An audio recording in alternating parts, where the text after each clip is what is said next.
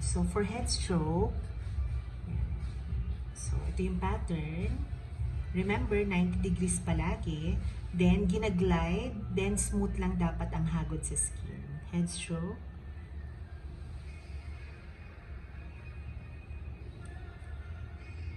Then, remember, kailangan pulido ka sa lining, no? Hindi ka lagpas. Yan. Then, yung pinaka-last, dapat tatama naman sa taas. Yan.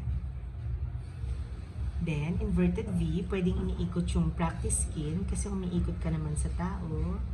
So, kailangan tumatama ka dun sa lining mo palagi para pulido yung outline.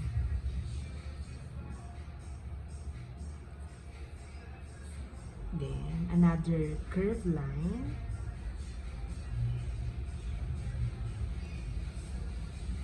Then, another na inverted V. Medyo bumabaksak na ng konti.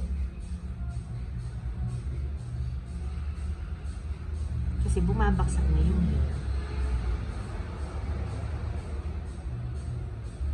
Yan. So, ito ang itsura ng head stroke, no? Pulido dapat sa taas, sa baba. Then, harmoniously, bumabaksak ang hair, pakonti-konti.